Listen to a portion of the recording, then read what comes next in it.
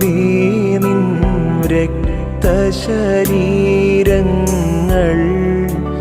കൈക്കൊണ്ട്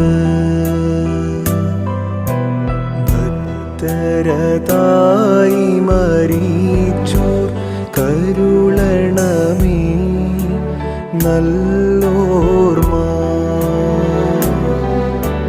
നിന്റെ മഹത്വമോദിക്കും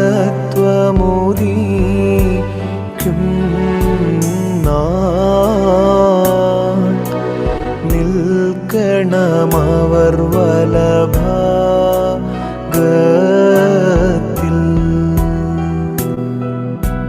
ബദുമോരു ദുഃഖരോനോത്തോ ബോലാനി ദമഹൈനി ലേഖൽ ഫകറോക്ക് കാദീശോവേഷ്തി ദമുഖായോ വൻകൂമുൻമെൻ യാമീനോ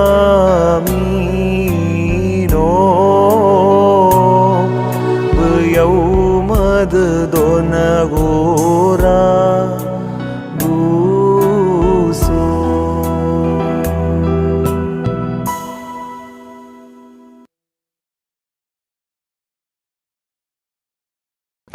Thank you, friends, for joining in this live. Thank you for watching. നമ്മൾ കഴിഞ്ഞ ദിവസം ചിന്തിച്ചുകൊണ്ടിരുന്ന അതേ ആശയമാണ് വിശുദ്ധ പൗലോസ് ശ്ലീഹ റോമാക്കാർക്ക് എഴുതിയ ലേഖനം 3-ാം അധ്യായം 21-ാമത്തെ വാക്യം. ഇപ്പോഴോ ദൈവത്തിന്റെ നീതി വിശ്വസിക്കുന്ന എല്ലാവർക്കും യേശുക്രിസ്തുവിലെ വിശ്വാസത്താലുള്ള ദൈവനീതി തന്നെ ന്യായപ്രമാണം കൂടാതെ വെളിപ്പെട്ടു വന്നിരിക്കുന്നു. But now the righteousness of God without the law is manifested.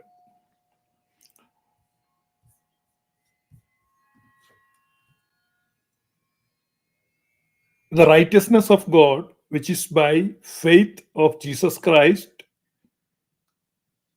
unto all, upon all them who believe. നമ്മൾ പല പ്രാവശ്യം ഈ ആശയം ചർച്ച ചെയ്തിട്ടുള്ളതാണ്. യേശുക്രിസ്തുവിലുള്ള വിശ്വാസത്താൽ, അത് യേശുവിൻ്റെ വിശ്വാസത്താൽ, യേശുക്രിസ്തുവിൽ നമ്മൾക്കുള്ള വിശ്വാസമല്ല, യേശുക്രിസ്തുവിൻ്റെ വിശ്വാസത്താൽ, the faith of Jesus Christ, even the righteousness of God which is by faith of Jesus Christ and to all. ഇവിടെ ഈ വലിയ തെറ്റിദ്ധാരണ ഉണ്ടാക്കിയ കഴിഞ്ഞ ചില നൂറ്റാണ്ടുകൾ, സമീപ നൂറ്റാണ്ടുകളിലൊക്കെ ക്രിസ്തീയ ലോകത്തിന്റെ മുഖ്യ വിശ്വാസമായിട്ട് പുറം ലോകം അറിഞ്ഞ വിശ്വാസധാര പീനൽ സബ്സ്റ്റിറ്റ്യൂഷൻ അറ്റോൺമെന്റ് തിയറി എന്ന സിദ്ധാന്തമാണ്. അപ്പൊ അതേക്കുറിച്ചാണ് നമ്മൾ പറയുന്നത്. ഈ സിദ്ധാന്തത്തില് റൈറ്റസ്നെസ് എന്ന പദത്തിന് വലിയ പ്രാധാന്യമുണ്ട്. നീതീകരണം, ജസ്റ്റിഫിക്കേഷൻ, ദൈവത്തിന്റെ നീതി, റൈറ്റസ്നെസ്. റൈറ്റസ്നെസ് എന്ന് പറയുമ്പം റൈറ്റ് സ്റ്റാൻഡിങ് വിത്ത് ഗോഡ്, ദൈവസന്നിധിയിൽ നേരെ നിൽക്കുക എന്നുള്ളൊരാശയമാണ്. കാരണം മനുഷ്യന്റെ പാപം അതിഭയങ്കരം ആയതിനാൽ മനുഷ്യന് ദൈവസന്നിധിയിൽ നേരെ നിൽക്കാൻ കഴിവില്ല. ദൈവത്തോട് മുഖാമുഖം നിൽക്കുവാൻ, ദൈവം മുമ്പാകെ നിൽക്കുവാൻ അപ്രാപ്തനാണ്, അയോഗ്യനാണ്. He is not able, he is not worthy. അപ്പൊ അയോഗ്യനും അപ്രാപ്തനുമായ ഈ മനുഷ്യന് ദൈവത്തിന്റെ മുമ്പാകെ നേരെ നിൽക്കാൻ കഴിയുന്നില്ല. അപ്പൊ അതിന് ഇംപ്യൂട്ടേഷൻ ഓഫ് സിൻ, ആദാമിന്റെ പാപം മനുഷ്യവർഗത്തിലേക്ക് ഇംപ്യൂട്ട് ചെയ്യപ്പെട്ടിരിക്കുന്നു. ആ ഇംപ്യൂട്ടേഷൻ ഓഫ് സിന്നിന് പകരം ഇംപ്യൂട്ടേഷൻ ഓഫ് റൈറ്റിയസ്നെസ്, യേശുക്രിസ്തുവിന്റെ നീതിയെ ഇംപ്യൂട്ട് ചെയ്തിരിക്കുന്നു എന്നുള്ളൊരു ആശയമാണ് പ്രസംഗിക്കപ്പെട്ടുകൊണ്ടിരുന്നത്. ആ ആശയം റിഫ്ലക്റ്റ് ചെയ്യുന്ന പാട്ടുകൾ ധാരാളം ഉണ്ടാവുകയും അത്തരത്തിലുള്ള പാട്ടുകൾ ആളുകൾ പാടുകയും അതിലൂടെയൊക്കെ ഈ ആശയം വളരെയധികം മലയാളികളുടെയും പതിയുകയും ക്രിസ്ത്യവിശ്വാസികളൊക്കെ ഇതൊക്കെ തന്നെ പ്രസംഗിക്കുകയും ചെയ്തു. ഇവിടെയാണ് ന്യായപ്രമാണം എന്നുള്ള ഒരു സംഗതി വരുന്നത്. ന്യായപ്രമാണം വരുന്നത് 430 വർഷം കഴിയുമ്പോഴാണ്.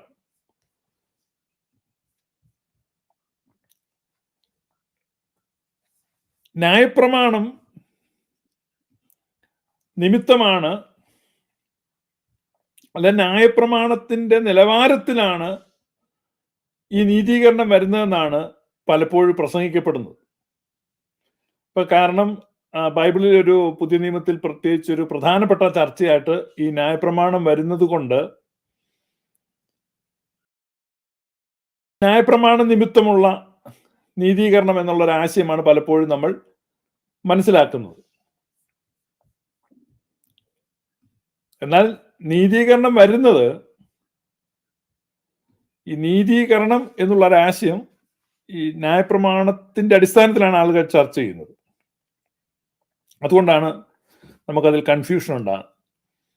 ഇവിടെ പൗലോസ്ലീഹ പറയുന്നത്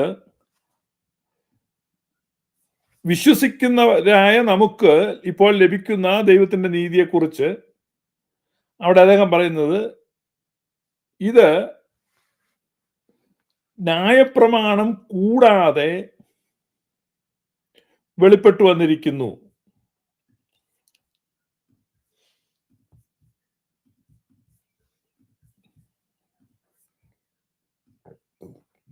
ഇപ്പോഴോ ദൈവത്തിന്റെ നീതി വിശ്വസിക്കുന്ന എല്ലാവർക്കും യേശുക്രിസ്തുവിലെ വിശ്വാസത്തിലുള്ള ദൈവനീതി തന്നെ ന്യായപ്രമാണം കൂടാതെ വെളിപ്പെട്ടു വന്നിരിക്കുന്നു.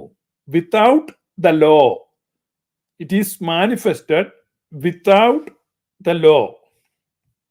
ന്യായപ്രമാണം കൂടാതെ വെളിപ്പെട്ടു വന്നിരിക്കുന്നു. നമ്മൾ ക്രിസ്ത്യൻ പ്രസംഗങ്ങളിൽ കൂടുതൽ ഈ ന്യായപ്രമാണവുമായിട്ട് കണക്ട് ചെയ്തിട്ടാണ് ദൈവത്തിന്റെ നീതിയെ സംബന്ധിച്ച് പ്രസംഗിക്കുന്നത്.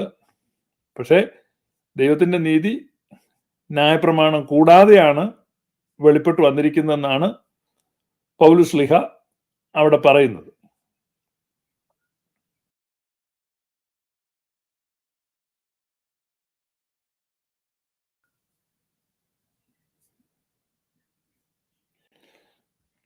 നമ്മൾ പലപ്പോഴും അങ്ങനെയാണ് ഈ ന്യായപ്രമാണവുമായിട്ട് ചേർത്ത് ആണ് ഇതിനെ ചിന്തിക്കുന്നത്. കാരണം പുതിയ നിയമത്തിലെ ഒരു പ്രധാനപ്പെട്ട ചർച്ചയാണ് ന്യായപ്രമാണം. അപ്പൊ ന്യായപ്രമാണം കൂടാതെ വെളിപ്പെട്ടു വരുന്ന ദൈവനീതിയെക്കുറിച്ചാണ് നമ്മൾ ഇവിടെ ചർച്ച ചെയ്തുകൊണ്ടിരിക്കുന്നത്.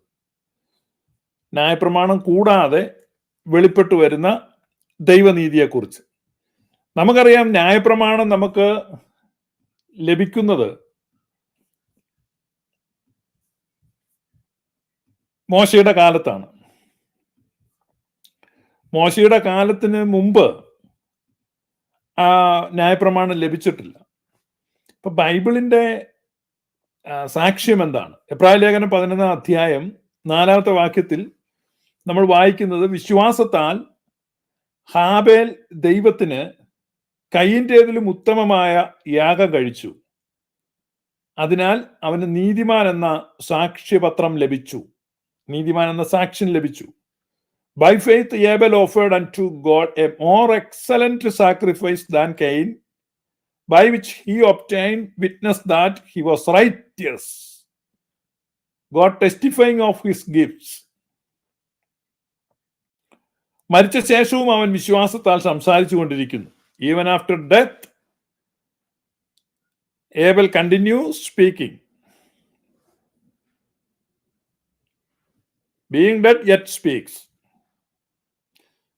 അപ്പൊ ആബേലിനെ സംബന്ധിച്ച് പുതിയ നിയമത്തിൽ എബ്രായർ 11:4 നമ്മൾ വായിക്കുകയാണ്. ഈ എബ്രായ ലേഖനം എന്ന് പറയുന്നത് തന്നെ എബ്രായർക്ക് എഴുതിയ ലേഖനമാണ്. ന്യായപ്രമാണം, ദൈവാലയം, യാഗങ്ങൾ, കർമ്മങ്ങൾ, ഇതുകളെക്കുറിച്ച് ഏറ്റവും കൂടുതൽ പുതിയ നിയമത്തിൽ ചർച്ച ചെയ്യുന്ന പുസ്തകം എബ്രായ ലേഖനമാണ്. കാരണം അത് എബ്രായർക്ക് എഴുതിയതുകൊണ്ടാണ്. ആ എബ്രായ ലേഖനത്തിലാണ് എബ്രായ ലേഖനകാരൻ വളരെ വിദഗ്ധമായി പുതിയ നിയമത്തിന്റെ ഈ ആശയം എഴുതി പിടിപ്പിച്ചിരിക്കുന്നത്. കാരണം എബ്രായക്കാർക്ക് എഴുതുമ്പോൾ അങ്ങനെ തുറന്നെഴുതാൻ വലിയ ബുദ്ധിമുട്ടുണ്ട്. അതുകൊണ്ട് ഞാൻ എപ്പോഴും പറയും, നിങ്ങൾ ബൈബിള് പഠിക്കുമ്പോൾ ആർക്ക് എപ്പോൾ എഴുതി എന്നുള്ളത് മനസ്സിലാക്കണം. ഇപ്പൊ എബ്രായ ലേഖനത്തിൽ ഈ ദൈവത്തിന്റെ നീതിയെ സംബന്ധിക്കുന്ന സൂചന കൊടുക്കുകയാണ്. കായിന്റെയും ആബേലിന്റെയും കാലഘട്ടത്തിൽ ന്യായപ്രമാണം നിലവിലില്ല, ന്യായപ്രമാണം വന്നിട്ടില്ല. ഇതിനെതിരായിട്ടുള്ള ആർഗ്യുമെന്റ് ഒക്കെ ഉണ്ട് കേട്ടോ. ഇതിനെതിരായിട്ടുള്ള ആർഗ്യുമെന്റ്, അങ്ങനെ ഒരു ന്യായപ്രമാണം അന്ന് ഉണ്ടായിരുന്നു, അത് റിട്ടേൺ ഫോമിൽ ഇല്ലായിരുന്നു, അങ്ങനെ ഒരു കൽപ്പനയൊക്കെ ആദമിന് കൊടുത്തിരുന്നു എന്നൊക്കെയുള്ള ഒരു വ്യാഖ്യാനമുണ്ട്. നമ്മൾ അതേപ്പറ്റി ചർച്ച ചെയ്യും. അതങ്ങനെയല്ല എന്ന് നമ്മൾ പൗലോസ്ലീഹായുടെ എഴുത്തുകളിൽ നിന്ന് നമുക്ക് മനസ്സിലാക്കാൻ പറ്റും. അപ്പൊ ഇവിടെ ഒന്നാമതായിട്ട് എടുത്തു കാണിക്കുന്ന ഒരു വ്യക്തി ഹാബേലാണ്. ഹാബേൽ ഉത്തമമായ യാഗം കഴിക്കുകയും നീതിമാൻ എന്ന സാക്ഷ്യം ലഭിക്കുകയും ചെയ്തു. അപ്പൊ ആബേലിന്റെ യാഗം കൊണ്ടല്ല അവന് നീതിമാൻ എന്ന സാക്ഷ്യം ലഭിച്ചത്, മറിച്ച് അവൻ ദൈവസന്നിധി നിൽക്കുവാൻ അവന് സാധിക്കുമായിരുന്നു. So he offered A better sacrifice. അതുകൊണ്ട് ദൈവത്തിന് ഒരു ഉത്തമമായ യാഗം അർപ്പിക്കുവാൻ അവന് സാധിച്ചു. ഇത് നമ്മൾ കാണുന്ന ഒരു വ്യക്തിയാണ്, ആദ്യത്തെ വ്യക്തിയാണ്. ഇത് ന്യായപ്രമാണത്തിന് മുമ്പ് സംഭവിച്ച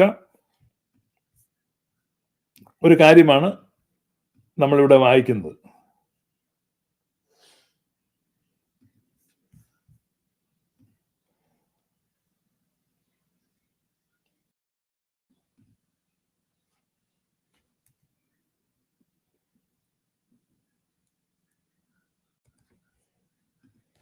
അപ്പൊ റൈറ്റിയസ്നെസ്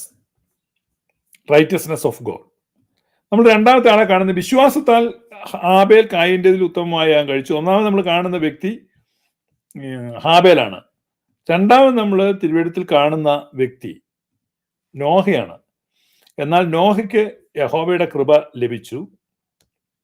നമ്മൾ ചർച്ച ചെയ്തിട്ടുള്ളതാണ്. നോഹയുടെ കാലത്ത് യഹോവ ഇല്ലത് പുറകോട്ട് പിന്നെ എഴുതിയതാണ്. Noah found grace in the eyes of the Lord. നോഹയുടെ വംശപാരമ്പര്യം എന്തെന്നാൽ നോഹ നീതിമാനും. These are the generations of Noah. Noah was a just man. Noah നീതിമാനായിരുന്നു. He could walk with God. ദൈവത്തോടു കൂടെ നടക്കുവാൻ സാധിച്ചു. ഇപ്പൊ നിങ്ങൾ മനസ്സിലാക്കണം, ആദാമിന്റെ പാപം എല്ലാ മനുഷ്യരെയും ഈ ടോട്ടൽ ഡിപ്രാവിറ്റി എന്ന് ജോൺ കാൽവിനിസത്തിൽ ടൈറ്റിൽ ചെയ്യുമ്പോൾ ടോട്ടൽ ഡിപ്രാവിറ്റി, ഇതേ ആശയം തന്നെ പുറകോട്ട് നമ്മൾ പോകുമ്പോൾ ഈ ആശയം ഹോൾഡ് ചെയ്തിട്ടുള്ള പലരുമുണ്ട്. ജോൺ കാൽവിനെ പറ്റി പറയുമ്പോൾ ജോൺ കാൽവിൻ സത്യത്തിൽ ചെയ്തത് അഗസ്റ്റിന്റെ തിയോളജിയിൽ നിന്നൊരാശയം എടുത്ത് അതിനെ എക്സ്പാൻഡ് ചെയ്യുകയാണ് ജോൺ കാൽവിൻ ചെയ്തത്. കാൽവിനിസത്തെ വിമർശിക്കുമ്പോൾ പലപ്പോഴും ഓർക്കണം, he adapted his idea from Augustine. അപ്പൊ മനുഷ്യവർഗം മുഴുവൻ പാപികളായിരുന്നെന്നും അവരിൽ ആർക്കും തന്നെ ദൈവസന്നിധി നിൽക്കുവാൻ കഴിയില്ലായിരുന്നു എന്നും പറയുമ്പോൾ ബൈബിൾ പറയുകയാണ്, ആബേൽ ഉത്തമമായ യാഗം കഴിച്ചു. വിത്തൗട്ട് ദ ലോ, ന്യായപ്രമാണം കൂടാതെ ദൈവത്തിന്റെ നീതി വെളിപ്പെട്ട ഒരു സംഭവമാണത്.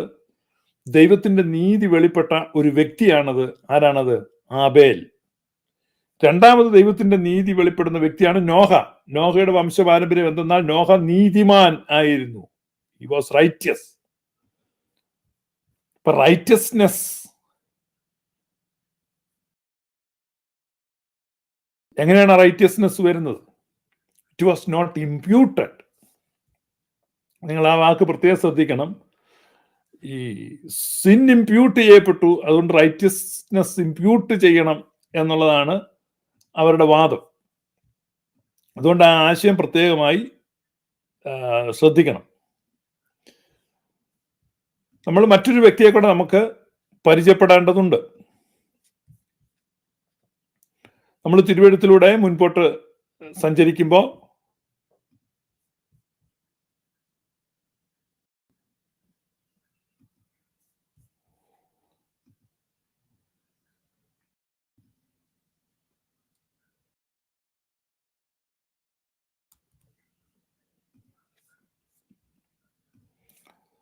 തിരുവഴുത്തിലൂടെ മുൻപോട്ട് സഞ്ചരിക്കുമ്പോൾ അടുത്ത വാക്യം നമ്മൾ വായിക്കേണ്ടത് ഉൽപ്പത്തി പുസ്തകം 15-ാം അധ്യായം പിന്നെ അവൻ അവനെ പുറത്തു കൊണ്ടുവന്നു, നീ ആകാശത്തേക്ക് നോക്കുക, നക്ഷത്രങ്ങളെ എണ്ണുവാൻ കഴിയുമെങ്കിൽ എണ്ണുക എന്ന് കൽപ്പിച്ചു. നിന്റെ സന്തതി ഇങ്ങനെയാകും എന്നും അവനോട് കൽപ്പിച്ചു. അടുത്ത വാക്യത്തിൽ പറയുന്നത്, അവൻ കർത്താവിൽ വിശ്വസിച്ചു, അത് അവന് നീതിയായി കണക്കിട്ടു. നീതിയായി കണക്കിട്ടു. And he believed in the Lord, and he counted it to him for righteousness. നമ്മൾ 3 കീ ഫിഗേഴ്സിനെ പഴയ നിയമത്തിൽ കണ്ടുമുട്ടുകയാണ്. ഒന്ന്, ആബേൽ ന്യായപ്രമാണം കൂടാതെ നീതിമാൻ എന്ന് സാക്ഷ്യം ലഭിച്ചു. 2, നോഹ ന്യായപ്രമാണം കൂടാതെ നീതിമാൻ എന്ന് സാക്ഷ്യം ലഭിച്ചു. 3, അബ്രഹാം ന്യായപ്രമാണം കൂടാതെ നീതിമാൻ എന്ന് സാക്ഷ്യം ലഭിച്ചു. അപ്പൊ ന്യായപ്രമാണം, മോശയുടെ ന്യായപ്രമാണം കൂടാതെ, മോശിക ന്യായപ്രമാണത്തിന്റെ ഒബ്സർവൻസ് കൂടാതെ, അതിനോടുള്ള ഒബീഡിയൻസ് കൂടാതെ, അതിനെക്കുറിച്ചുള്ള ഒരു അവയർനെസ് കൂടാതെ, വിത്തൗട്ട് ദ ലോ, ന്യായപ്രമാണം കൂടാതെ നീതി വെളിപ്പെട്ട ധാരാളം ആളുകളുണ്ട്. ദൈവനീതി. അപ്പൊ ദൈവനീതി, it is not dispensed through the obedience of law, not through the law. ലോയിലൂടെ അല്ല ഈ റൈറ്റിയസ്നെസ് ഓഫ് ഗോഡ് ഡിസ്പെൻസ് ചെയ്യപ്പെടുന്നത്. അപ്പൊ അതിന് വ്യക്തമായിട്ട് പറയുന്നത്, അപ്പൊ യേശുക്രിസ്തു നമ്മിലേക്ക് കൊണ്ടുവരുന്ന റൈറ്റിയസ്നെസ്, നീതി എന്ന് പറയുന്നത് ക്രിസ്തുവിന്റെ നീതിയാണ്, ക്രിസ്തുവിന്റെ വിശ്വാസത്താലുള്ള നീതിയാണ്. അതെന്താണ് ആ ക്രിസ്തുവിന്റെ വിശ്വാസത്താലുള്ള നീതി? ദാറ്റ് റൈറ്റിയസ്നെസ് നമ്മളത് എങ്ങനെയാണ് അവൈൽ ചെയ്യുന്നത്, എങ്ങനെയാണ് നമ്മൾ അതിനെ സമ്പാദിക്കുന്നത്, എങ്ങനെയാണ് നമ്മൾ അതിനെ എൻജോയ് ചെയ്യുന്നത്, എങ്ങനെയാണ് നമുക്കത് കിട്ടുന്നത്? അപ്പൊ ഇവരുടെ സിദ്ധാന്തം അനുസരിച്ച് ഇൻജക്ട് ചെയ്യുകയാണ്. ആദാമിന്റെ പാപം മനുഷ്യവർഗത്തിലേക്ക് ഇംപ്യൂട്ട് ചെയ്യപ്പെട്ടു. അതുപോലെ യേശുക്രിസ്തുവിന്റെ നീതി കുരിശുമരണത്തിൽ എല്ലാ മനുഷ്യരുടെയും പാപം ഏറ്റെടുത്തുകൊണ്ട്. അപ്പൊ ഈ സിദ്ധാന്തത്തിനകത്ത് 2 ഇൻവേരിയബിൾ ഉണ്ട്. ഒന്ന്, ദൈവത്തിന്റെ ക്രോധവും മനുഷ്യന്റെ പാപവുമാണ്. രണ്ടാമത്, ആ പാപം ശമിപ്പിക്കാനുള്ള ഒരു ഡിമാൻഡാണ്. അപ്പൊ അതിനാണ് സാറ്റിസ്ഫാക്ഷൻ തിയറി. അതൊക്കെ കഴിഞ്ഞ ദിവസം നമ്മൾ ചർച്ച ചെയ്തതാണ്. അപ്പൊ അങ്ങനെ യേശുക്രിസ്തു സാറ്റിസ്ഫൈ ചെയ്തിട്ട് നേടിയെടുക്കുന്ന നീതിയാണ് നമുക്ക് ഷെയർ ചെയ്യുന്നതെന്നാണ് ഈ സിദ്ധാന്തം. മറിച്ച് യേശുക്രിസ്തുവിന്റെ വിശ്വാസം, പുത്രൻ തമ്പുരാൻ കാണിക്കുന്ന ആ വിശ്വാസം, അത് ഇൻകാർണേഷനിൽ സംഭവിച്ചു. പുത്രൻ ഇൻകാർണേറ്റ് ചെയ്യുന്ന സമയത്ത് മനുഷ്യനിലേക്ക് ആ ദൈവത്തിന്റെ നീതി ജഡരൂപമായി, അല്ലെങ്കിൽ ദൈവത്തിന്റെ സ്നേഹം ജഡരൂപമായി വെളിപ്പെടുക. ദൈവത്തിന്റെ നീതി, ദൈവത്തിന്റെ സ്നേഹം എന്ന് പറയുമ്പോൾ ഇത് 2ആണ്. ഞാൻ അതിനൊരു വാക്യം വായിക്കാം. പലപ്പോഴും ഇത് 2ആയിട്ട് ആളുകൾ പറയാറുണ്ട്.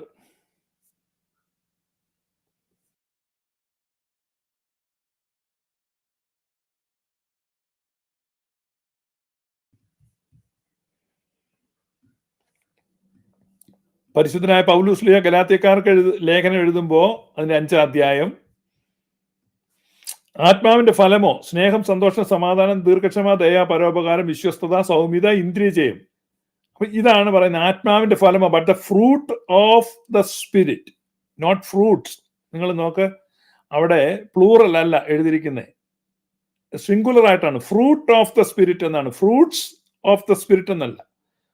ഫ്രൂട്ട് ഓഫ് ദ സ്പിരിറ്റ്, ആത്മാവിന്റെ ഫലമോ സ്നേഹം, സന്തോഷം, സമാധാനം, ദയ, ദീർഘക്ഷമ, പരോപകാരം, വിശ്വസ്തത, സൗമ്യത, ഇന്ദ്രിയജയം. ഇപ്പൊ 9 എണ്ണാണ്. ഈ 9 കൂടെ ചേർത്തിട്ട് ഫലം എന്നാണ് പറയുന്നത്, ഫലങ്ങൾ എന്നല്ല. കാരണം ഈ പരിശുദ്ധാത്മാവിന്റെ ഫലമാണ് ഇതെല്ലാം. അപ്പൊ 9 മുഖങ്ങളുള്ള ഒരു രത്നമായിട്ട് വേണം നമുക്കതിനെ സങ്കല്പിക്കാം. സ്നേഹം, ഒരു മുഖം സ്നേഹം, സന്തോഷം, സമാധാനം, ദയ, ദീർഘക്ഷമ. അപ്പൊ ഈ നീതി എന്ന് പറയുമ്പോൾ ദൈവത്തിന്റെ സ്നേഹവും ദൈവത്തിന്റെ നീതിയും 2അല്ല. ദൈവത്തിന്റെ നീതിയും ദൈവത്തിന്റെ സ്നേഹവും ഒന്നാണ്. അപ്പൊ ദൈവത്തിന്റെ സ്നേഹമാണ് ജഡരൂപമായിട്ട് വന്നത്. അതുകൊണ്ടാണ് പറഞ്ഞത് ദൈവത്തിന്റെ സ്നേഹമാണ് കുരിശിൽ പ്രദർശിപ്പിക്കപ്പെട്ടതെന്ന് പൗലോസ് ശ്ലീഹ റോമാലേഖനം 5 പറയുമ്പോൾ ദൈവത്തിന്റെ നീതിയാണ് ആ കുരിശിൽ പ്രദർശിപ്പിക്കട്ടെന്ന് 3-ാം അധ്യായത്തിൽ പറയുന്നത്. നീതിയും സ്നേഹവും പരസ്പര വിരുദ്ധമല്ല, മറിച്ച് നീതിയും സ്നേഹവും ഒന്ന് തന്നെയാണ്. എന്താണ് ദൈവത്തിന്റെ നീതി? ദൈവത്തിന്റെ നീതി യേശുക്രിസ്തുവിൽ വെളിപ്പെടുമ്പോൾ ആ നീതിയെ നമുക്ക് ലഭിക്കുന്നത് not through imputation but through participation. നമ്മൾ അതിൽ പങ്കാളികളാകുകയാണ്. അപ്പൊ ഈ പാർട്ടിസിപ്പേഷൻ എന്ന ഒരു ആശയമാണ് ഓർത്തഡോക്സി. അതാണ് പൗരാണികമായ വിശ്വാസം, അതാണ് ക്രിസ്തീയ വിശ്വാസം. അതിൽ നമ്മൾ പങ്കാളികളാകുകയാണ്. അതാണ് അലക്സാണ്ട്രിയയിലെ അത്തനേഷ്യസ് പറഞ്ഞത്, he became like us so that he will make us like him. We will be like him. നമ്മൾ അവനെ പോലെ ആയി മാറും, അല്ലെ? അതല്ലേ നമ്മൾ പ്രഭാത നമസ്കാരത്തില് പാടുന്നുണ്ടല്ലോ, അവനോട് തുല്യം നാമാകാൻ നമ്മെ പോലെ അവനായി, തിരുവിഷ്ടത്താൽ നരനായി, നമ്മെ തൻ പിതൃസുതരാക്കാൻ റൂഹായോട് ബന്ധിച്ചിടുവാൻ. അപ്പൊ നമ്മളെ തന്റെ പിതൃസുതരാക്കുവാൻ, റൂഹായോട് ബന്ധിക്കുവാൻ ഇത് സംഭവിച്ചു. He became like us.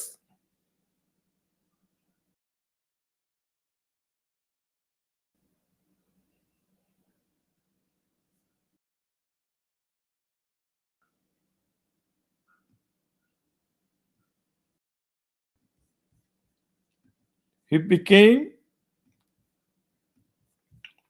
like us. നമ്മളെ പോലെ ആയി തീർന്നു.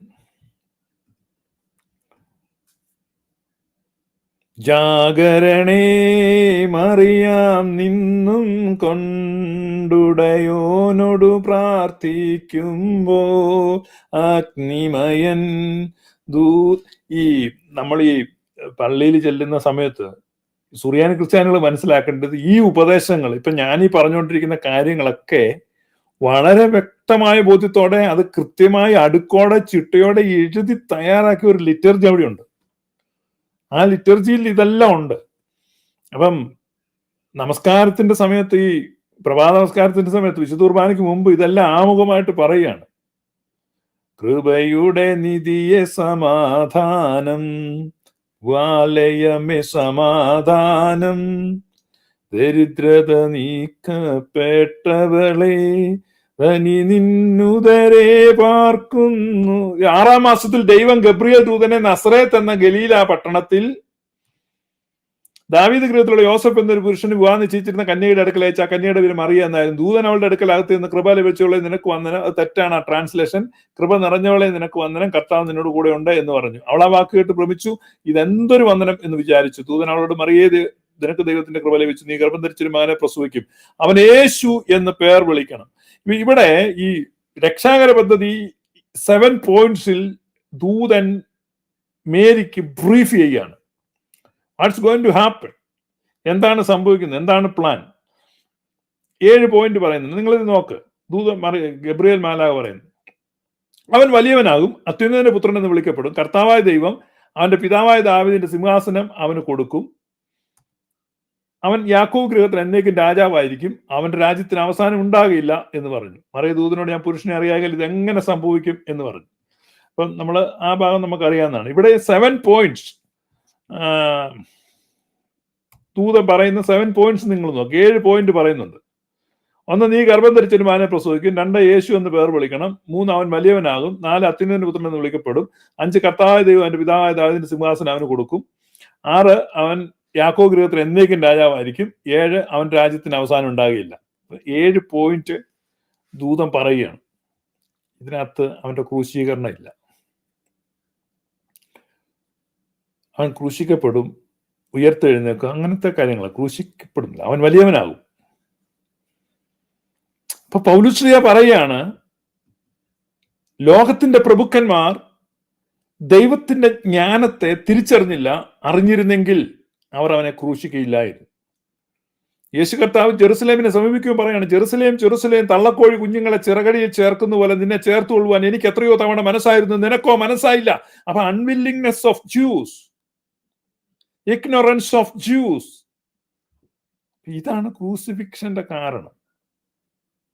യേശുക്രിസ്തു ഭൂമിയിലേക്ക് വന്നത് ദൈവത്തിന്റെ നീതിയുമായിട്ടാണ്. ഒത്തിരി ആളുകൾക്ക് തെറ്റിദ്ധാരണയുണ്ട്, വിശുദ്ധ കുർബാന യേശുക്രിസ്തു കാൽവരി ക്രൂശിൽ മരിച്ച്, അങ്ങനത്തെ ഒരു ധാരണയുണ്ട്. മനസ്സിലായോ? അപ്പൊ ഞാൻ പറഞ്ഞത് ന്യായപ്രമാണം, യാഗനിയമങ്ങൾ അനുസരിച്ച് യാഗമായി അർപ്പിച്ചു എന്നുള്ളത്. മോശിക ന്യായപ്രമാണത്തിലെ യാഗനിയമങ്ങൾ, മോശയുടെ അമ്മായിപ്പൻ യിത്രോയും ഒക്കെ ചേർന്നിട്ട് വരുന്നുള്ള ഒരു സംഭവം നമ്മൾ വായിക്കുന്നുണ്ടല്ലോ പഴയ നിയമത്തിൽ. അപ്പൊ അത്തരത്തിലുള്ള ഇപ്പൊ ഹനനയാഗം, ഹോമയാഗം, പാനീയയാഗം, പിന്നെ ദഹനബലികൾ, ഇതേക്കുറിച്ചൊക്കെ നമ്മൾ വായിക്കുന്നുണ്ട്. സമാധാനയാഗം, പല കരപൂർണയാഗം, ഒരുപാട് വിധത്തിൽ ഈ യാഗങ്ങൾ എങ്ങനെ നടത്തുന്നു, യാഗങ്ങളെ പറ്റിയുള്ള വിശദീകരണം, ആ യാഗത്തിലൂടെയുള്ള ഒരു റൈറ്റസ്നെസ്, ഇങ്ങനെ ഒരു ചിന്തയുണ്ട്. എന്നാൽ ന്യായപ്രമാണം കൂടാതെ വെളിപ്പെടുന്ന ദൈവത്തിന്റെ നീതിയെക്കുറിച്ച് പൗലോസ് പറഞ്ഞിരിക്കുക. അതാണ് നമ്മൾ ആമുഖമായിട്ട് വായിച്ച വാക്യം. ന്യായപ്രമാണം കൂടാതെ ദൈവത്തിന്റെ നീതി വെളിപ്പെട്ട 3 സന്ദർഭങ്ങൾ, 3 ഫിഗേഴ്സിനെ നമ്മൾ എടുത്തു വെച്ചു. ആദ്യം എടുത്തു വെച്ചു ആബേല്, പിന്നെ കണ്ടു നോഹ, പിന്നെ കണ്ടു അബ്രഹാം. ഇവർക്ക് 3 പേർക്കും നീതിമാൻ എന്ന സാക്ഷ്യം ലഭിച്ചു എന്ന് ആ വാക്ക് തന്നെ എഴുതിയിട്ടുണ്ട്. ബാക്കി ഒരുപാട് ആളുകളുണ്ട്, പക്ഷെ നീതിമാൻ എന്ന ആ പദം തന്നെ ഇവര് ഏറ്റവും കൂടുതൽ ഇവരുപയോഗിക്കുന്ന വാക്ക് ഈ നീതിമാൻ എന്ന. അതുകൊണ്ട് ആ പദമുള്ള 3 വ്യക്തികളെ തിരുവെഴുത്തിൽ ആ പദം ചേർന്ന് വരുന്ന 3 വ്യക്തികളാണ്. ആബേലിന് നീതിമാൻ എന്ന സാക്ഷ്യം ലഭിച്ചു, നോഹ നീതിമാനായി, അബ്രഹാം നീതിമാനായി, ഇത് 3 എഴുതിയിട്ടുണ്ട്. ഇതുകൊണ്ടാണ് ഈ സുറിയാനി സഭയുടെ വിശുദ്ധ കുർബാന ആരംഭിക്കുമ്പോൾ പാടുന്നത്, വെളിവു നിറഞ്ഞോരീശോ നിൻ വെളിവാൽ കാണുന്നു. ഇങ്ങനെ ഈ നമ്മൾ കുർബാന ആരംഭിക്കുമ്പോൾ പാടുന്നേ, ആബേലിൻ കുഞ്ഞാടും നോഹിനുടെ കാഴ്ചയതും അബ്രഹാം തൻ ബലിയും കൈക്കൊണ്ട. കണ്ടോ, ഞാനിപ്പോ പറഞ്ഞ ആ 3 ഫിഗേഴ്സിനെയാണ് സുറിയാനി പിതാക്കന്മാർ എടുത്തു വെക്കുന്നത്. കുർബാന തുടങ്ങുന്നതിന് മുമ്പ് എടുത്തങ്ങോട്ട് വെക്കുക. ആരാ? Abel, Noah, Abraham. ഇവർക്ക് 3 വളരെ വ്യക്തമായിട്ട് ന്യായപ്രമാണം ഇല്ലാതെ നീതി വെളിപ്പെട്ടവരാണ്. അതുകൊണ്ട് ഈ നീതി ന്യായപ്രമാണത്തിന്റെ ഔദാര്യമോ ഓശാരമോ അതിന്റെ അവകാശമോ അതിന്റെ ബാക്കി പത്രമോ അതിലൂടെ ലഭിക്കുന്നതോ അല്ല. ന്യായപ്രമാണം കൂടാതെ ദൈവത്തിന്റെ നീതി വെളിപ്പെട്ടു വന്നിരിക്കുന്നു. ഇതാണ് യഹൂദന്മാരോട് ഈ പൗലോസ് ശ്ലീഹ പ്രഖ്യാപിക്കുന്നത്. ഈ ഒരു പ്രഖ്യാപനത്തിന്റെ ഫലമായിട്ടാണ് അവിടെ ഈ കലഹങ്ങളെല്ലാം ഉണ്ടായത്. ഇത് പ്രഖ്യാപിച്ചത് കൊണ്ടാണ് പൗലോസ് ശ്ലീഹ അത്രയേറെ പീഡനം അനുഭവിക്കേണ്ടി വന്നത്.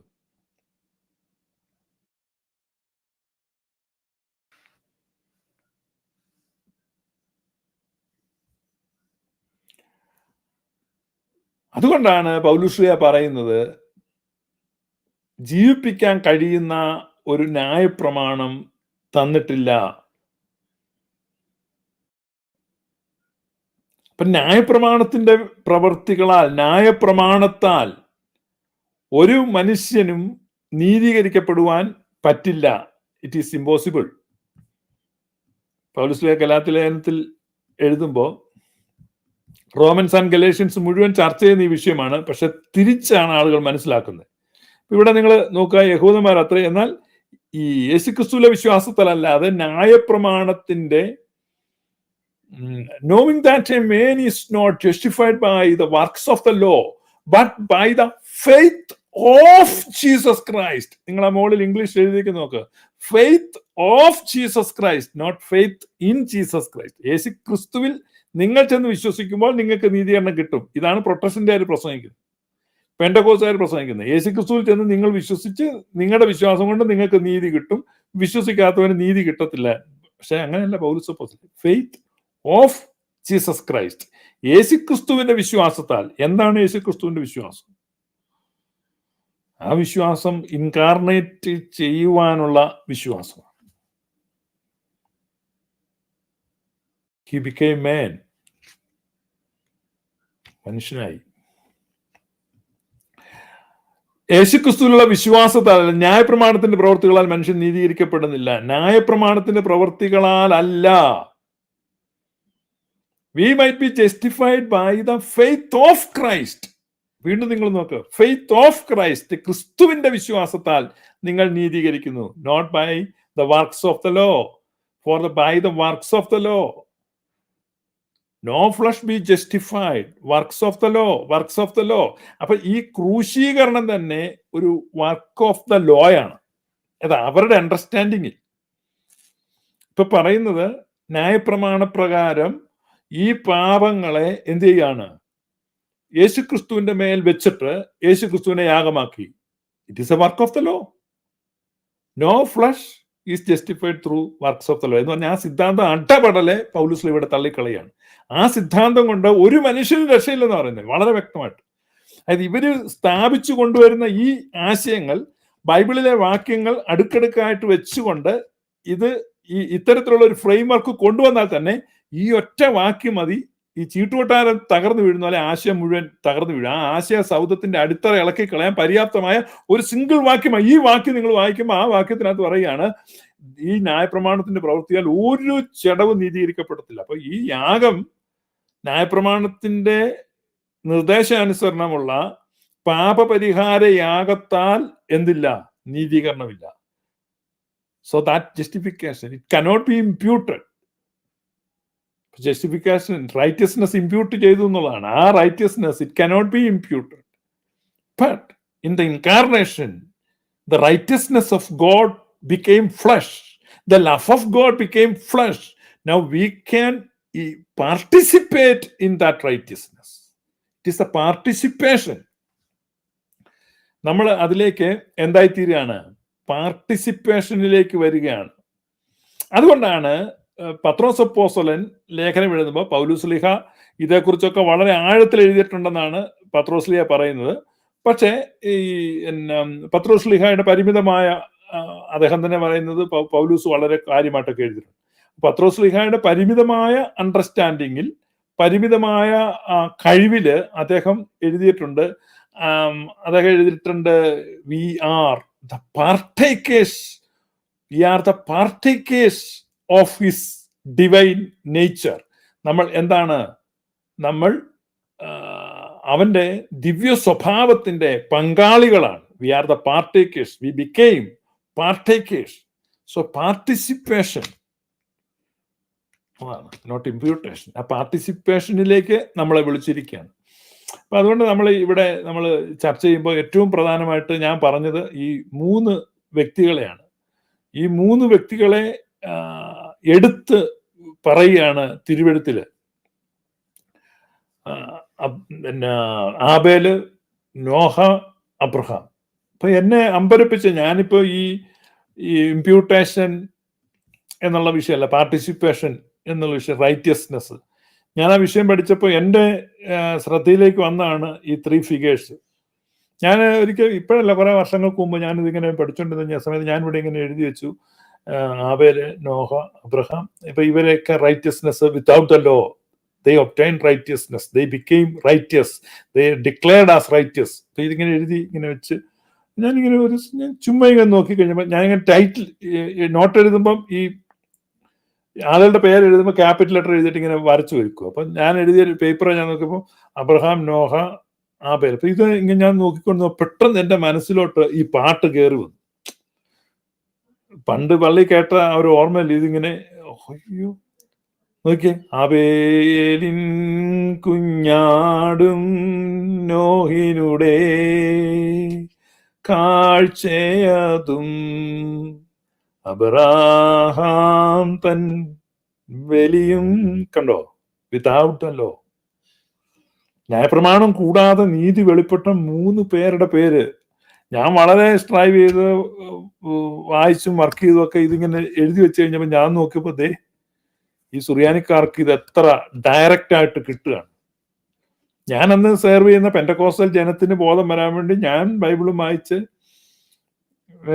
പരതി ഇതിങ്ങനെ കണ്ടുപിടിച്ച് ഇങ്ങനെ കുറിച്ച് വെച്ച് കഴിഞ്ഞിട്ട് ഞാൻ നോക്കിയപ്പോൾ ഡയറക്റ്റ് ആയിട്ട് കിടക്കുകയാണ്. ഞാൻ ആശ്ചര്യപ്പെട്ടു പോയി. എത്ര കൃത്യമായിട്ടാണ് വിശുദ്ധ കുർബാനയ്ക്ക് ആമുഖത്തിൽ പറയുകയാണ്. അപ്പൊ നമ്മുടെ റൈറ്റസ്നെസ് നമ്മൾ ഒബ്റ്റൈൻ ചെയ്യുന്നത് എങ്ങനെയാണ്? God is so gracious. So ദൈവം നമ്മുടെ പാപത്തെ ക്ഷമിക്കുന്നതും ദൈവത്തിന്റെ മുമ്പാകെ നമുക്ക് ഒരു നല്ല നിൽപ്പ്, right standing before God, that is righteousness. അത് നമുക്ക് കിട്ടുന്നത് എങ്ങനെയാണ്? ത്രൂ ഹിസ് മേഴ്സി, അവന്റെ കരുണയാലാണ്. അവൻ കാരുണ്യപൂർവം ഗ്രേഷ്യസ്ലി നമ്മളോട് ക്ഷമിക്കുന്നു, നമ്മളെ നേരെ നിർത്തുന്നു, നമ്മളെ ചേർത്ത് നിർത്തും. ഇപ്പൊ ഇന്നലെയൊക്കെ നമ്മൾ ഇത് പറഞ്ഞായിരുന്നല്ലോ, ഏതാ ധൂർത്തനായ പുത്രൻ മടങ്ങി വരുന്ന ആ കാര്യം നമ്മൾ പറഞ്ഞായിരുന്നു.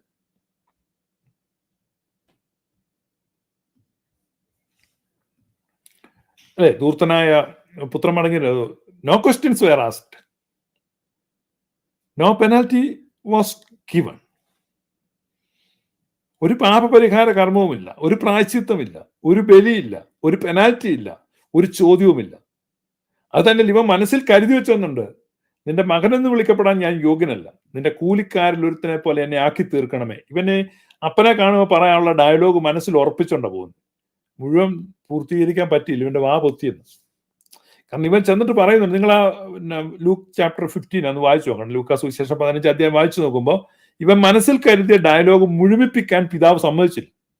കാരണം അതിനു മുമ്പ് പിതാവിന്റെ ആലിംഗനത്തിലും ആശ്ലേഷത്തിലും ഇവൻ മൗനമായി പോയി, മിണ്ടാൻ പറ്റിയില്ല. ഇവൻ അനുതാപവാക്യങ്ങളുമായിട്ട് എന്നിട്ട് മുഴുവൻ ഡയലോഗും ഡെലിവറി ചെയ്യുന്നതിന് മുമ്പ് തന്നെ അവിടെ ആലിംഗനം സംഭവിച്ചു. അപ്പൊ അതിന്റെ ആവശ്യമില്ല. അപ്പൊ not because of your sacrifice, not because of your confession. Confession പോലും പ്രസക്തമല്ല, കൺഫെഷൻ പോലും അല്ല. കാരണം you are in him, just be a partaker. അപ്പൊ കോഷ്യസ് ആ അവയർനെസ്സിലേക്ക് വരികയാണ്, ആ അവയർനെസ്സിലേക്ക് എലിവേറ്റ് ചെയ്യപ്പെടുക എന്നുള്ളതാണ്. അപ്പൊ അതാണ് നമ്മൾ ഏറ്റവും പ്രധാനമായിട്ട് മനസ്സിലാക്കേണ്ടത്. എങ്ങനെയാണ് റൈറ്റ് സ്റ്റാൻഡിങ് ബിഫോർ ഗോഡ്. അപ്പൊ അതുകൊണ്ടാണ് നാം ദൈവത്തിന്റെ മുമ്പാകെ നിൽക്കുക. എങ്ങനെയാണ്? നീതിമാനായിട്ട് നിൽക്കുക, നീതിബോധത്തോടെ നിൽക്കുക. അപ്പൊ അതിനാണ് ഈ വിശുദ്ധ കുർബാനയിൽ ആദ്യം ഈ 3 പേരുടെ പേരങ്ങോട്ട് പറയുന്നത്. മോശയുടെ ന്യായപ്രമാണത്തെ കുറിച്ചുള്ള ബോധം, അതിന്റെ ഒരു ഭയം, അതിന്റെ ഭീതി, പാപം, അതിന്റെ ശിക്ഷ. അപ്പൊ ആ ഒരു ബോധത്തിലല്ല, പാപബോധത്തിലല്ല നമ്മൾ നിൽക്കുന്നത്, നീതിബോധത്തിലാണ്. അതിനാണ് കുർബാന തുടങ്ങുമ്പോൾ ഈ 3 പേരുടെ പേരെടുത്ത് പറയുന്നത്. പിന്നെ ഇങ്ങോട്ട് വരുമ്പോ ഇടയ്ക്ക് നിങ്ങൾക്ക് കേൾക്കാം സ്തൗമൻ കാലോസ് എന്ന്. സ്തൗമൻ കാലോസ് ഗ്രീക്ക് ആട്ടോ, സുറിയാനിക്കാരുടെ കുർബാനകളിൽ അത് ഗ്രീക്ക് വാക്കാണ്. സ്തൗമൻ കാലോസ് എന്ന് പറഞ്ഞാൽ നാം നല്ലവണ്ണം നിൽക്കണമെന്നാണ്. നല്ലവണ്ണം നിൽക്കണമെന്ന് പറഞ്ഞാൽ പള്ളിയിൽ ഇങ്ങനെ നല്ല ലൈനായിട്ട് നിൽക്കണമെന്നാണ്. ദൈവത്തിന്റെ മുമ്പാകെ നാം നിൽക്കുന്ന സ്തൗമൻ കാലോസ്. നമ്മളെല്ലാവരും ദൈവസന്നിധിയിൽ എന്ത് ചെയ്യണം? ആബേൽ നിന്ന പോലെ, നോഹ നിന്നതുപോലെ, നോഹ ദൈവത്തിന്റെ കൂടെ നടന്നെന്നാ പറയുന്നത്. ഇപ്പൊ നോഹ നിന്നതുപോലെ, അബ്രഹാം നിന്നതുപോലെ നാം നല്ലവണ്ണം നിൽക്കണം. അപ്പൊ പ്രതിവാക്യം എന്താ? കുറിയേലായിസോൻ എന്ന് പറഞ്ഞാൽ നാം നല്ലവണ്ണം നിൽക്കണം. കാരണം നല്ലവണ്ണം നിൽക്കാൻ നമ്മെ ദൈവം പ്രാപ്തരാക്കി. We are declared as righteous and we are declared as the children of Abraham. Now we belong to Abraham's family. അബ്രഹാമിന്റെ കുടുംബത്തിലെ അംഗമാണ്, അബ്രഹാമിന്റെ മക്കളാണ്. ഇന്നലെ നമ്മൾ പറഞ്ഞായിരുന്നു അബ്രഹാമിന്റെ കുടുംബത്തിൽ അംഗമാകുക എന്നുള്ളതാണ് നീതിയെ സംബന്ധിച്ച യഹൂദന്റെ കാഴ്ചപ്പാട്. അപ്പൊ പറയാണ് സ്തൗമൻ കാലോസ്, മദ്ബഹായിൽ നിന്നുള്ള ആഹ്വാനമാണ്. സ്തൗമൻ കാലോസ് എന്ന് പറഞ്ഞാൽ നീതിയോടെ നിൽക്കുക, നീതിമാനായിട്ട് നിൽക്കുക. അപ്പം പ്രതിവാക്യം എന്താണെന്നറിയോ?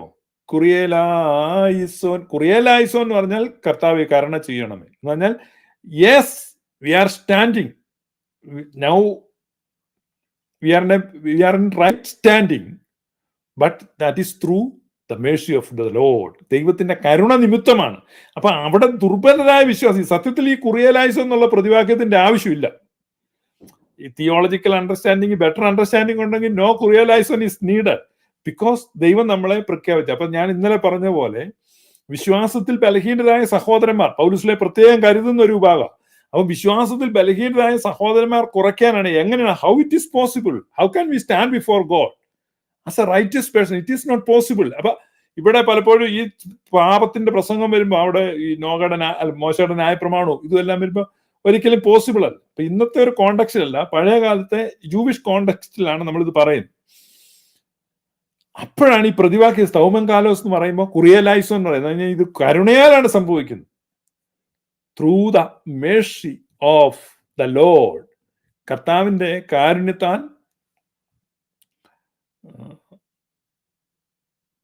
സംഭവിക്കുന്നു.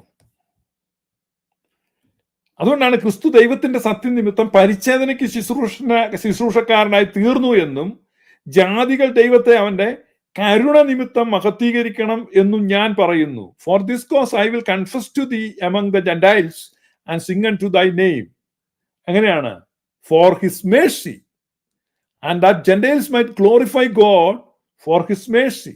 അപ്പൊ ദൈവത്തിന്റെ കാരണം ഇതാണ്. ഈ മേഴ്സി നിമിത്തം അവന്റെ മഹത്വം ഇതാണ്. ഈ കുറിയലൈസോൻ എന്ന് നിരന്തരമായിട്ട് സുറിയാനി സഭയുടെ ലിറ്റർജിയിൽ വന്നിരിക്കുന്നതിന്റെ കാരണം ഇതാണ്. നമ്മൾ മഹത്വീകരിക്കേണ്ടത് because of his mercy, not because of his sacrifice. വല്ല മനസ്സിലായോ? യാഗത്തിലല്ല കരുണയിലത്രേ ഞാൻ പ്രസാദിക്കുന്നത് എന്ത് എന്ന് നിങ്ങൾ പോയി പഠിപ്പി. ഈ വാക്യം നമ്മൾ ഈ ജാതികളുടെ സുവിശേഷത്തിന്റെ പ്രസക്തിയെ പറ്റി പറയുമ്പോൾ നിരന്തരമായിട്ട് ഹൈലൈറ്റ് ചെയ്തുകൊണ്ടിരുന്ന വാക്യമാണ്. ജാതികൾ ദൈവത്തിന്റെ കരുണ നിമിത്തമാണ് അവനെ മഹത്വപ്പെടുന്നത്. നമ്മളെ സംബന്ധിച്ച് not because of his sacrifice. അതുകൊണ്ടാണ് ആരാധന ഈ കുറിയലായിസോ, കർത്താവേ കരുണ ചെയ്യണമേ. കരുണ നിമിത്തമാണ്. നമ്മൾ കഴിഞ്ഞ ദിവസം യാക്കോബിന്റെ ബോവൂസെ പറ്റിയൊക്കെ പറഞ്ഞായിരുന്നു. കർത്താവേ ഞങ്ങളുടെ പാപം അസംഖ്യമെങ്കിലും, നമ്മൾ ഒരിക്കലും നിഷേധിക്കുന്നില്ല,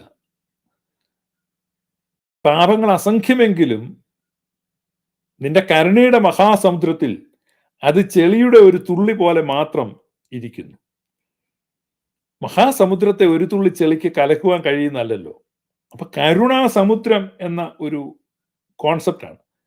the ocean of his mercy, his love, സ്നേഹസാഗരം, കരുണാസാഗരം. അപ്പൊ സ്നേഹസാഗരത്തിലും കരുണാസാഗരത്തിലും നമ്മുടെ പാപങ്ങൾ അസംഖ്യങ്ങളാണെങ്കിൽ പോലും അത് ചെളിയുടെ ഒരു തുള്ളി പോലെ മാത്രമാണ് ഇരിക്കുന്നത്. ആ സമുദ്രത്തെ ചലിപ്പിക്കാനോ മലിനപ്പെടുത്താനോ കലക്കുവാനോ ഈ ഒരു തുള്ളി ചെളിക്ക് കഴിയുന്നില്ല. അപ്പൊ അതുകൊണ്ടാണ് പ്രതിവാക്യം പറയുന്നത്. അപ്പം ക്രിസ്തു പരിച്ഛേദനയ്ക്ക് ശുശ്രൂഷക്കാരനായി തീർന്നു എന്നും ജാതികൾ ദൈവത്തെ അവന്റെ കരുണ നിമിത്തം മഹത്വീകരിക്കണമെന്ന് ഞാൻ പറയുന്നു. And that the Gentiles might glorify God for his Mercy. ഇതാണ് യാഗത്തിലല്ല കരുണയിലത്രേ ഞാൻ പ്രസാദിക്കും. നോട്ട് ബിക്കോസ് യേശുക്രിസ്തുവിന്റെ കുരിശുമരണത്തെ നമ്മുടെ പാപപരിഹാര ബലിയായിട്ട് കണ്ടിട്ട് ആ ബലി നിമിത്തം ദൈവം നമ്മളിൽ പ്രസാദിച്ചു എന്ന് ചിന്തിക്കല്ല. അങ്ങനെയാണെങ്കിൽ എഴുതി തന്നെ ആ ബലി നിമിത്തം പ്രസാദിക്കുന്നു എന്ന് വേണം നമ്മൾ ഗ്ലോറിഫൈ ചെയ്യാൻ. കർത്താവിന്റെ മരണത്തെ നമ്മൾ എന്ത് ചെയ്യണം? Because of his death.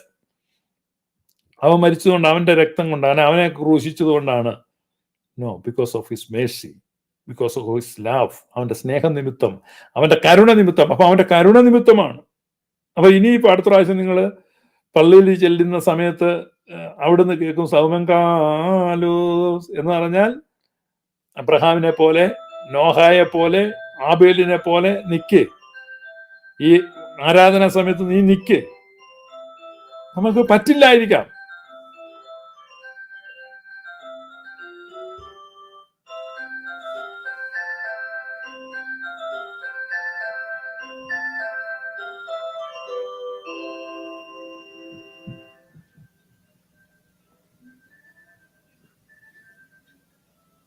നമുക്ക് പറ്റില്ലായിരിക്കാം കേട്ടോ അങ്ങനെ നിൽക്കാൻ. അപ്പൊ അബ്രഹാമിനെ പോലെ, നോഹയെ പോലെ, ആബേലിനെ പോലെ നീ നിക്ക് എന്ന് പറയുമ്പോ പ്രതിവാക്യമാണ് കുറിയലൈസോൻ, കരുണയാൽ ഇത് സംഭവിക്കും. It is possible through his love and mercy. അവന്റെ സ്നേഹത്താൽ, അവന്റെ കരുണയാൽ ഇത് സംഭവിക്കുന്നു. അപ്പൊ ഇതാണ് that's a beauty of our worship. ആരാധന നിങ്ങൾ മനസ്സിലാക്കേണ്ടതാണ് ദൈവത്തിന്റെ കരുണ. അപ്പോ നമ്മൾ ആദ്യം വായിച്ച ആ വാക്യം ദൈവത്തിന്റെ നീതി ഇപ്പൊ എങ്ങനെ വെളിപ്പെട്ടു വരുന്നു? ന്യായപ്രമാണം കൂടാതെ വെളിപ്പെട്ടു വരുന്നു. ന്യായപ്രമാണം കൂടാതെ വെളിപ്പെട്ടു വരുന്നു. നിങ്ങളതൊന്ന് ഓർത്തു വെക്കുക, സാധിക്കുന്നവർ കുറിച്ചു വെക്കുക. എന്താണ് ദൈവത്തിന്റെ നീതി നമുക്ക് വെളിപ്പെട്ടു വരുന്നത്? എങ്ങനെയാണ്? ന്യായപ്രമാണം കൂടാതെ. ന്യായപ്രമാണമായിട്ട് ഒരു കച്ചവടവും ഇല്ല. apart from the law of Moses, the righteousness of God is manifested. It's manifested in Jesus Christ. It manifested in you and me. എങ്ങനെയാണ് നമ്മളിൽ വെളിപ്പെടുന്നത്? കർത്താവിന്റെ കരുണ നിമിത്തം നമ്മളിൽ അത് വെളിപ്പെടുന്നു. അതാണ് സകല മനുഷ്യർക്കും രക്ഷാകരമായ ദൈവകൃപ ഉദിച്ചു. സകല മനുഷ്യർക്കും രക്ഷാകരമായ ദൈവകൃപ ഉദിച്ചു.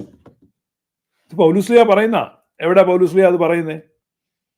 പൗലുസ്ലിയ അത് പറയുന്നത് തീത്തോസിന് എഴുതിയ ലേഖനത്തിലാണ്.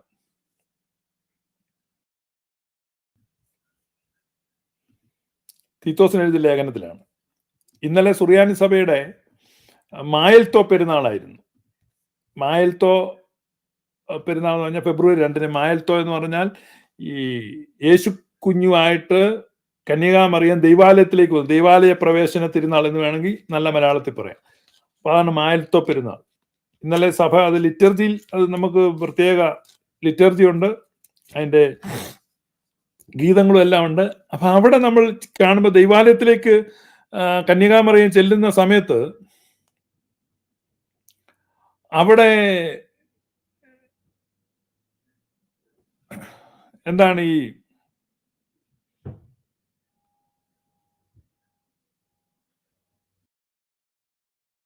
ശിമയോൻ ഈ കുഞ്ഞിനെ കയ്യിലേന്തിട്ട് പറയാണ്, നീ സകല ജാതികളുടെയും മുമ്പിൽ ഒരുക്കിയിരിക്കുന്ന നിന്റെ രക്ഷയെ എന്റെ കണ്ണ് കണ്ടുവല്ലോ എന്ന് പറഞ്ഞു. കണ്ടോ? ആ ശിശുവിനെ കയ്യിലേന്തിയിട്ട് ശിമയോൻ പറയാണ്, ഐ ഹാവ് സീൻ ദൈ സാൽവേഷൻ, നിന്റെ രക്ഷ. യേശു കുരിശിൽ മരിച്ചു കഴിഞ്ഞല്ല.